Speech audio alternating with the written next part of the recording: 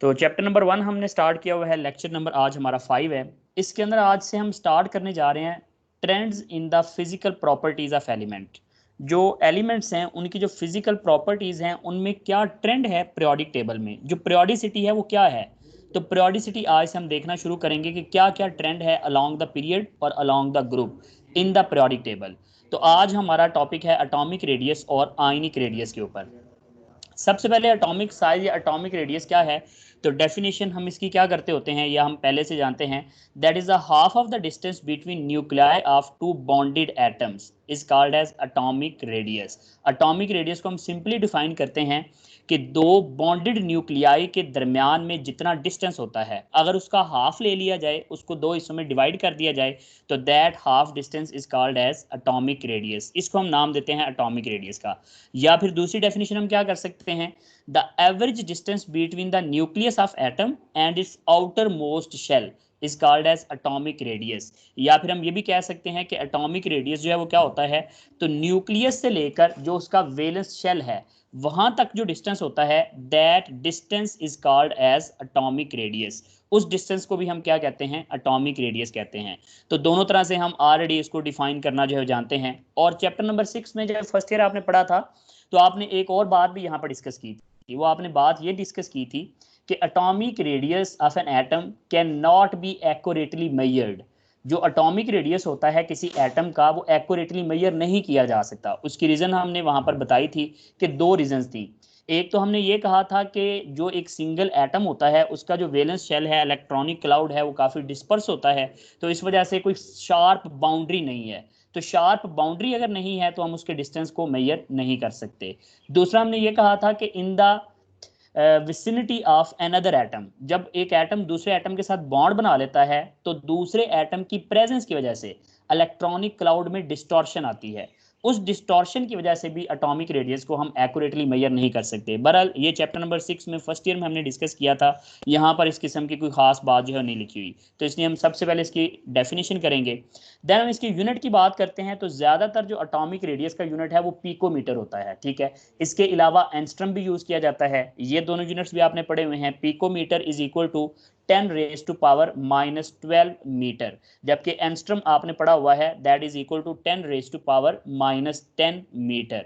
तो ये दोनों यूनिट्स जो है वो ज़्यादातर एटॉमिक रेडियस के लिए इस्तेमाल होते हैं।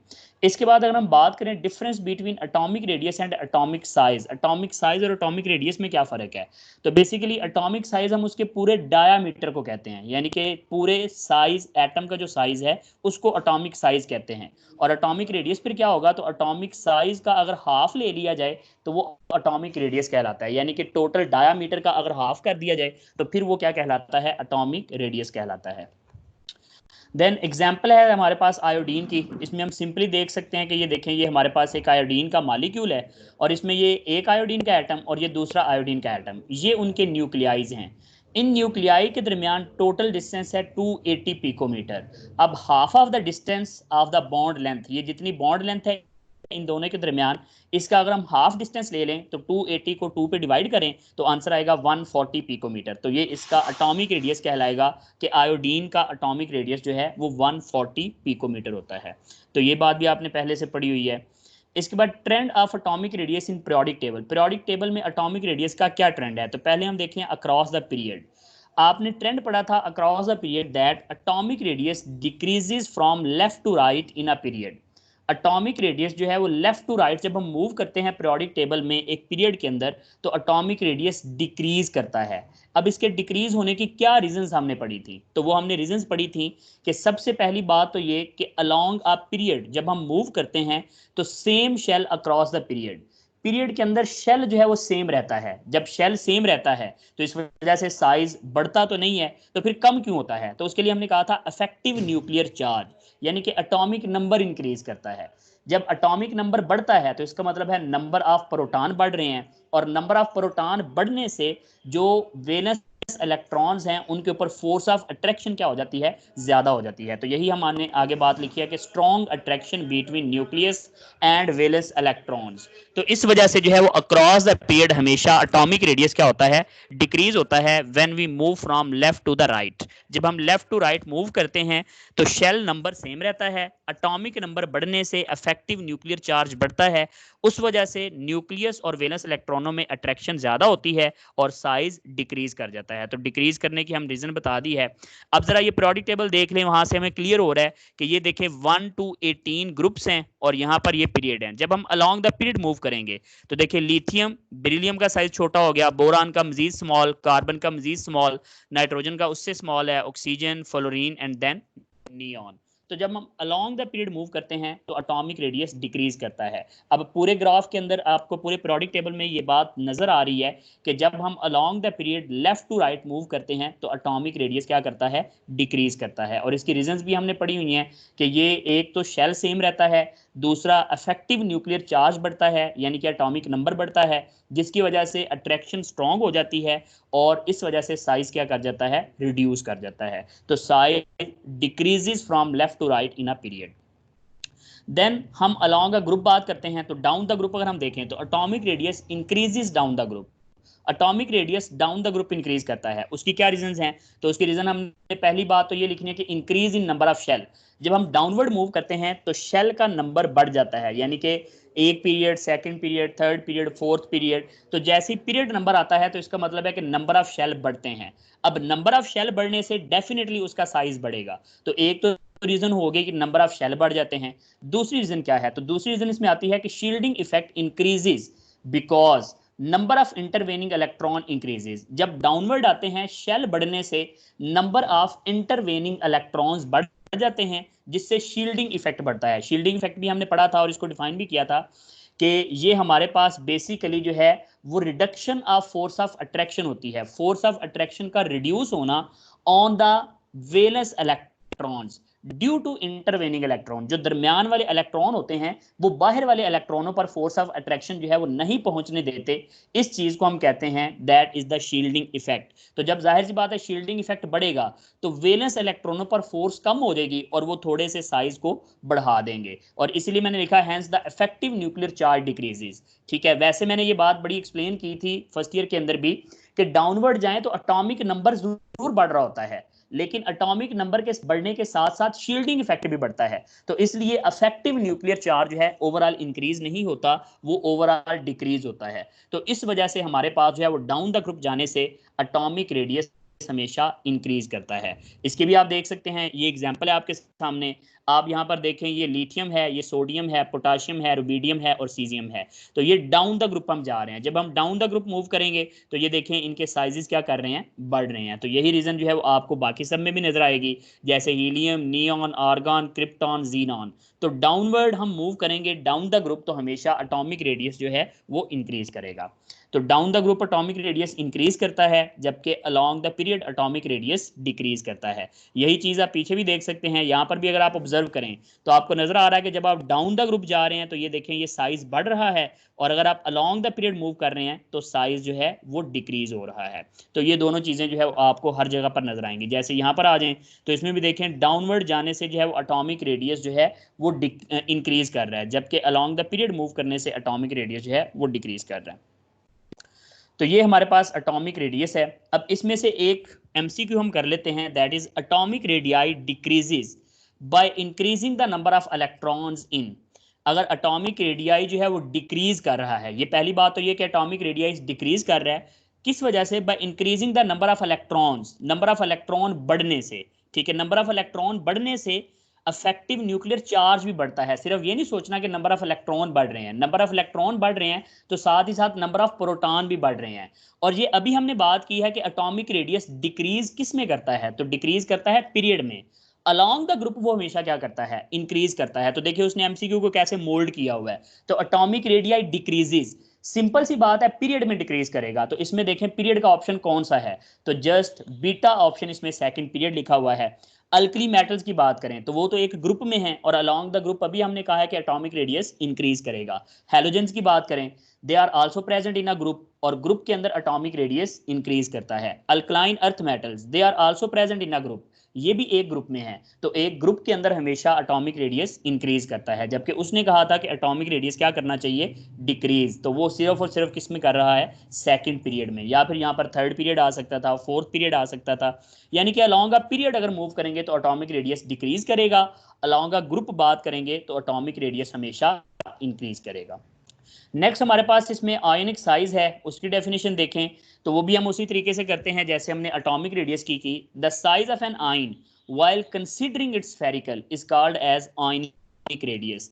किसी आयन का साइज जब हम उसको ये कंसीडर कर लेते हैं कि वो स्फेरिकल है तो उसके साइज को हम आयोनिक रेडियस कहते हैं। या फिर the distance between nucleus and outer most shell of an ion, ये भी डिस्टेंस होता है न्यूक्लियस और outer most shell of an ion while considering its spherical, जब इसको कंसिडर किया जाए कि ये आइन क्या है, स्फेरिकल है, तो that is called as ionic radius. अब टाइप्स ऑफ आयोनिक रेडियस कितनी है हमारे पास, तो हमारे पास दो तरह के आइन होते हैं, एक को हम कहते हैं कैटाइन और दूसरे को हम कहते हैं एनाइन। तो इसी लिहाज से कैटाइनिक रेडियस या फिर हमारे पास क्या हो सकता है, एनाइनिक रेडियस। अब इन दोनों के बारे में भी हमने पहले पढ़ा था तो दोबारा से जस्टिफाई करते हैं। कैटाइनिक रेडियस क्या है, when an atom loses an electron its radius is called as cationic radii। जब केटाइन की फॉर्मेशन हम करते हैं तो उसके अंदर हम ये पढ़ते हैं कि जब कोई एटम इलेक्ट्रॉन को लूज करता है तो लॉस ऑफ इलेक्ट्रॉन से पॉजिटिव आयन बनता है जिसको हम केटाइन कहते हैं और इसके रेडियस को हम केटाइनिक रेडियाई कहेंगे।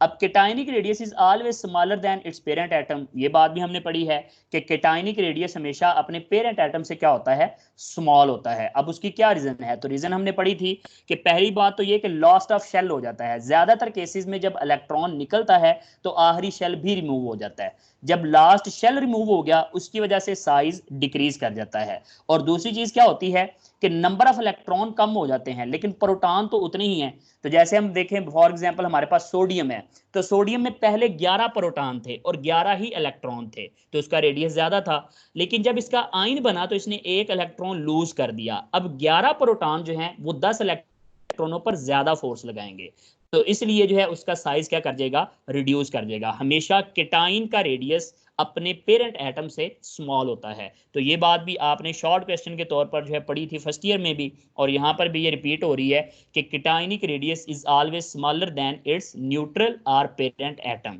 तो ये हमेशा स्मॉल ही होता है due to the loss of shell and due to the stronger nuclear attraction on remaining electrons. तो रिमेनिंग इलेक्ट्रॉन्स के ऊपर जो है वो न्यूक्लियर अट्रैक्शन ज्यादा हो जाती है। देन एग्जाम्पल्स की बात करते हैं। For example atomic and ionic radii of cations alkali metal. केटाइनिक radius is smaller than parent element, ये हमने खुद कहा है अभी। तो ये ग्राफ हमारी बुक के ऊपर भी बना हुआ है कि देखिए ये लिथियम, सोडियम, पोटाशियम, रुबिडियम और caesium, down the group atomic radius बढ़ रहा है, लेकिन जब इनके केटाइन बनाएंगे, फॉर एग्जाम्पल लिथियम का केटाइन बना तो उसका एटॉमिक रेडियस जो है वो ज्यादा है और आयनिक रेडियस यानी कि केटाइनिक रेडियस उसका स्मॉल है। सोडियम का केटाइनिक रेडियस भी कम हो जाएगा, पोटाशियम का केटाइनिक रेडियस भी कम होगा, रुबिडियम का भी केटाइनिक रेडियस कम होगा और सीजियम का भी केटाइनिक रेडियस कम होगा। तो केटाइन का रेडियस हमेशा अपने पेरेंट एटम से क्या होता है, स्मॉल होता है। यही चीज ग्राफ के अंदर दिखाई गई है। नेक्स्ट अब चलते हैं तो एनाइनिक रेडियस, और एनाइनिक रेडियस कब है, तो when an atom gains an electron, gain करता है एक या दो इलेक्ट्रॉन, तो its radius is called as anionic radius. तो ये एनाइन बनता है और इसके रेडियस को हम एनाइनिक रेडियस कहेंगे। एंड एनाइनिक रेडियस के बारे में हमने ये कहा था that is always larger than it's parent atom, ये अपने पेरेंट एटम से हमेशा लार्जर इन साइज होता है। तो इसके साइज की लार्जर की क्या रीजन थी, तो पहली रीजन तो हमने बताई थी कि nuclear charge decreases on electron. जाहिर सी बात है जब एक नया इलेक्ट्रॉन ऐड होता है तो नया इलेक्ट्रोड ऐड होने से प्रोटॉन तो उतने ही रहते हैं लेकिन इलेक्ट्रॉन्स की तादाद क्या हो जाती है, ज्यादा हो जाती है। जैसे कि इस केस में देखें जो हमारे पास क्लोरीन का एटम था उसमें 17 प्रोटॉन और 17 इलेक्ट्रॉन थे। जब इसने एक इलेक्ट्रॉन गेन कर लिया तो प्रोटॉन तो 17 है लेकिन इलेक्ट्रॉन कितने हो गए, 18 हो गए। तो हम कहते हैं imbalance of electron to proton ratio की वजह से जो है इलेक्ट्रॉन बढ़ गए हैं और प्रोटॉन उतने ही हैं। तो दैट्स वाई साइज जो है वो इंक्रीज कर देगा क्योंकि न्यूक्लियर चार्ज जो है वो ओवरऑल उस केस में क्या हुआ है, थोड़ा सा कम हो गया है, इफेक्टिव न्यूक्लियर चार्ज इस केस में कम हो गया, तो इसलिए एनाइनिक रेडियस हमेशा ज्यादा होता है। इसकी भी एग्जांपल्स देख लें। तो एग्जांपल हमारे पास इसमें हैलोजेंस की आ जाती हैं, जैसे कि देखें फ्लोरीन, क्लोरीन, ब्रोमीन और आयोडीन था। जब इनके नेगेटिव आयन बनाए तो इनके आयनिक रेडियाई जो है वो क्या हो गए, पहले से ज़्यादा हो गए। तो ऊपर वाले ये आयनिक रेडियाइज दिए हुए हैं और नीचे ये एटॉमिक रेडियस दिए हुए हैं। तो वहाँ से क्लियर हो रहा है कि एनायनिक रेडियस हमेशा अपने पेरेंट एटम से लार्जर इन साइज होता है। देन ट्रेंड इसका क्या होगा, तो trend in a period, cations and anions decreases from left to right across a period. जो साइज होता है केटाइंस और एनाइंस का, ये हमेशा लेफ्ट टू राइट डिक्रीज ही करता है।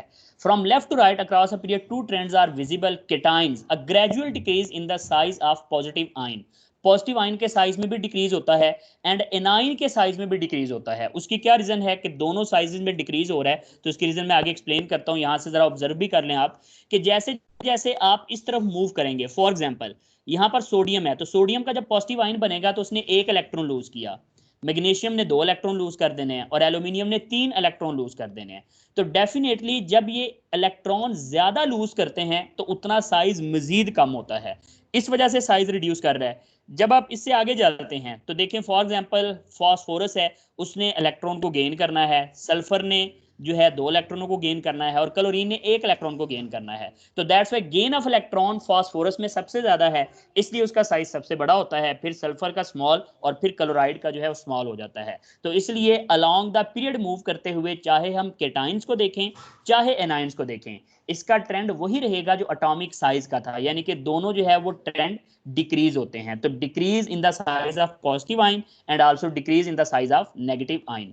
Group trend in the ionic size, तो ग्रुप के अंदर डाउनवर्ड जाएंगे वो डेफिनेटली साइज बढ़ेगा। इसके अंदर आप देख सकते हैं कि जब आप डाउनवर्ड मूव करें हैं तो जाहिर सी बात है लिथियम का आयन बनेगा तो होगा तो वो स्मॉल, सोडियम का एक इलेक्ट्रॉन लॉस हुआ तो उससे जो आयन बनेगा वो सोडियम से स्मॉल होगा, पोटाशियम का जो आयन बनेगा वो पोटाशियम से स्मॉल होगा। लेकिन हम ट्रेंड देख रहे हैं अलोंग द ग्रुप, तो ग्रुप में जब डाउनवर्ड जाएंगे तो साइज डेफिनेटली इंक्रीज करता है।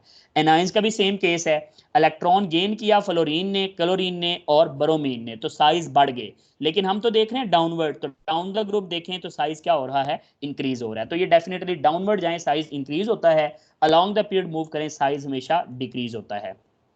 लास्ट पे एक बड़ा इंपॉर्टेंट जो है टॉपिक है इसमें, isoelectronic species. Isoelectronic species क्या है, आइसो का मतलब होता है सेम, इलेक्ट्रॉनिक इलेक्ट्रॉन, ऐसी स्पीशीज जिनके अंदर नंबर ऑफ इलेक्ट्रॉन सेम होते हैं they are called as isoelectronic species. The elements are ions having same number of electrons are called as isoelectronic species। इसमें आयंस भी हो सकते हैं और इसमें कोई न्यूट्रल एटम भी हो सकता है। तो जिनके अंदर नंबर ऑफ इलेक्ट्रॉन सेम हो जाएं they are called as isoelectronic. अब इसका ट्रेंड क्या है, तो size decreases from left to right even in isoelectronic species. जैसे नाइट्राइड है, ऑक्साइड है, फ्लोराइड है, सोडियम, मैग्नीशियम और एल्यूमिनियम है, तो ये सारी की सारी आइसो इलेक्ट्रॉनिक स्पीशीज हैं। अगर आप इसमें देखें ना, ऑब्जर्व करें तो ये देखिए ये N-3, नाइट्रोजन का एटॉमिक नंबर वैसे 7 होता है, ठीक है, इसने 3 इलेक्ट्रॉन गेन किए तो इसका मतलब है इसके अंदर 10 इलेक्ट्रॉन हो गए। ऑक्सीजन का एटॉमिक नंबर 8 है, उसने 2 इलेक्ट्रॉन गेन किए तो उसका भी 10 इलेक्ट्रॉन हो गए। फ्लोरीन का एटॉमिक नंबर 9 है, उसने भी 1 इलेक्ट्रॉन गेन किया तो उसके भी 10 हो गए। सोडियम का 11 था, उसने 1 इलेक्ट्रॉन लूज किया तो उसके भी 10 हो गए। मैग्नीशियम का एटॉमिक नंबर 12 है, उसने 2 इलेक्ट्रॉन लूज किए तो उसके भी इलेक्ट्रॉन 10 हो गए। और एल्यूमिनियम का एटॉमिक नंबर 13 है, उसने भी इलेक्ट्रॉन लूज किए 3 तो उसका भी इलेक्ट्रॉन बाकी 10 रह गए। तो इसलिए हमने इनको क्या कहना है, आइसो इलेक्ट्रॉनिक सीरीज। और इन सब के अंदर कितने इलेक्ट्रॉन हैं, 10 इलेक्ट्रॉन हैं और कॉमन इलेक्ट्रॉनिक कन्फिग्रेशन है सबकी 1s2 2s2 2p6। ये वही नियरेस्ट नोबल गैस वाली कन्फिग्रेशन इन्होंने अटेन कर ली। अब these all are called as isoelectronic species. अब इन आइसो इलेक्ट्रॉनिक स्पीशीज में क्या याद रखना है, हमेशा जिस नेगेटिव चार्ज की बात करेंगे तो जिसके ऊपर जितना ज्यादा नेगेटिव चार्ज आएगा उसका साइज उतना ज्यादा होगा, जिस पर नेगेटिव चार्ज कम आएगा उसका साइज स्मॉल होगा। लेकिन अगर हम पॉजिटिव आयंस की बात करें तो जितना साइज जो है वो कम होगा वो होगा जितना चार्ज ज्यादा है, यानी कि एल्यूमिनियम का साइज सबसे स्मॉल होगा, देन मैग्नीशियम का, देन इसमें किसका आ गया, सोडियम का, इसके बाद नियॉन का आएगा, फिर फ्लोराइड का ज्यादा है, फिर ऑक्साइड का सबसे ज्यादा है और नाइट्राइड का सबसे ज्यादा है। तो ये देखें इंक्रीजिंग, एटॉमिक नंबर इंक्रीज कर रहा है इस तरफ मूव करने से, जबकि आयनिक रेडियस जो है वो इनका डिक्रीज कर रहा है। तो ये आइसोइलेक्ट्रॉनिक स्पीशीज के अंदर जो है वो हमेशा ये बात ऑब्जर्व होती है कि जितना ज्यादा नेगेटिव चार्ज होगा, तो वो आप देख सकते हैं प्रोटॉन और इलेक्ट्रॉन की रेशियो से भी, नाइट्रोजन में 7 प्रोटॉन है लेकिन 10 इलेक्ट्रॉन है, ऑक्सीजन में 10 इलेक्ट्रॉन है लेकिन 8 प्रोटॉन है, फ्लोरीन में 9 जो है वो हमारे पास इलेक्ट्रॉन प्रोटॉन है जबकि 10 इलेक्ट्रॉन है, नियोन में 10 बराबर हैं। सोडियम के अंदर क्या हुआ, सोडियम के अंदर प्रोटॉन 11 है जबकि इलेक्ट्रॉन 10 है। मैग्नीशियम +2 में क्या हुआ, तो उसमें प्रोटॉन जो है वो 12 हैं लेकिन इलेक्ट्रॉन 10 हैं। और एल्यूमिनियम के केस में प्रोटॉन अभी भी 13 हैं लेकिन इलेक्ट्रॉन कितने हैं, वो अभी भी 10 हैं। तो इसकी वजह से साइज जो है वो अलोंग द आइसोइलेक्ट्रॉनिक स्पीशीज हमेशा जो है वो डिक्रीज करता है। तो ये बड़ा इंपॉर्टेंट पॉइंट है, ये एमकैट के हवाले से काफ़ी इंपॉर्टेंट है आइसोइलेक्ट्रॉनिक स्पीशीज, तो इनको आपने अच्छे तरीके से देखना है। नेक्स्ट कुछ सर समरी बयान कीजिए जी। सर सर ये जी आपने जब कहा कि नेगेटिव चार्ज ज्यादा होगा तो फिर इनका साइज इंक्रीज होगा कि डिक्रीज? फिर साइज बढ़ेगा, जितना नेगेटिव चार्ज ज़्यादा होगा उतना साइज ज़्यादा होगा। और पॉजिटिव में ज्यादा हो तो फिर कम होगा? जी, पॉजिटिव में जितना चार्ज ज़्यादा होगा उतना साइज स्मॉल होगा। ठीक है, उसमें असल ठीक रीज़न वही है कि जितने इलेक्ट्रॉन वो ज़्यादा गेन कर रहा है उतने उसमें प्रोटॉन तो कम हो रहे हैं ना, तो इसलिए साइज बढ़ेगा। लेकिन जब पॉजिटिव आयन बनता है तो वो इलेक्ट्रॉनों को लूज करता है, तो जितने ज़्यादा इलेक्ट्रॉन लूज करेगा उतना साइज स्मॉल होता जाएगा। ठीक है जी। नेक्स्ट इसके अंदर एटॉमिक रेडियस और आयनिक रेडियस के दरमियान कुछ समरी बयान की गई है। उसमें देखें features, definition, unit, trend in period, trend in group और टाइप्स। तो एटॉमिक रेडियस को हमने डिफाइन किया सबसे पहले कि ये हाफ ऑफ द डिस्टेंस होता है between centre of two bonded atoms and the radius of an ion is known as ionic radius. Unit दोनों का सेम होता है, पिकोमीटर में मेजर किए जाते हैं। ट्रेंड इन पीरियड भी सेम है, डिक्रीज करता है लेफ्ट टू राइट, और ट्रेंड इन ग्रुप भी सेम है, इंक्रीज करता है टॉप टू बॉटम। और टाइप्स की बात करें तो एटॉमिक रेडियस की कोई टाइप नहीं है, ये एटॉमिक रेडियस इटसेल्फ जो है वो अकेला ही होता है। जबकि आयनिक रेडियस आगे दो तरह के होते हैं, केटाइनिक रेडियस एंड एनाइनिक रेडियस, तो वो उसके केटाइन और एनाइन के रेडियस की वजह से डिफरेंट होते हैं। उसके बाद कुछ एमसीक्यू हैं, जैसे कि which of the following has larger radius. तो देखिए खुद आप अंदाजा लगाएं, मैंने कहा जितना चार्ज बढ़ता जाएगा उतना जो है वो रेडियस स्मॉल होता जाएगा। तो इसका सबसे स्मॉल है एल्यूमिनियम +3 का, एल्यूमिनियम +2 का उससे ज्यादा होगा, एल्यूमिनियम प्लस का उससे ज्यादा, और एल्यूमिनियम एटम का सबसे ज्यादा होगा। तो उसने पूछा लार्जर रेडियस, तो लार्जर रेडियस इसमें एल्यूमिनियम का है। और सबसे स्मॉलर रेडियस किसका है, तो वो एल्यूमिनियम +3 का है। इसके बाद है the size of ionic radius of an anion as compare to atomic radius of parent atom is. तो एनाइन का रेडियस हमेशा अपने पेरेंट एटम से क्या होता है, लार्जर होता है। तो ये हमने पढ़ा हुआ है कि ग्रेटर होता है हमेशा एनाइनिक रेडियस, लेकिन अगर यहाँ पर केटाइनिक रेडियस कहता तो that is always smaller than it's parent atom. तो ये था आज का हमारा लेक्चर। ये आसान लेक्चर था बिकॉज ये सारे कंसेप्ट हमने ऑलरेडी पढ़े हुए हैं। फिर भी अगर किसी का कोई क्वेश्चन है तो आप जो है वो अभी अपना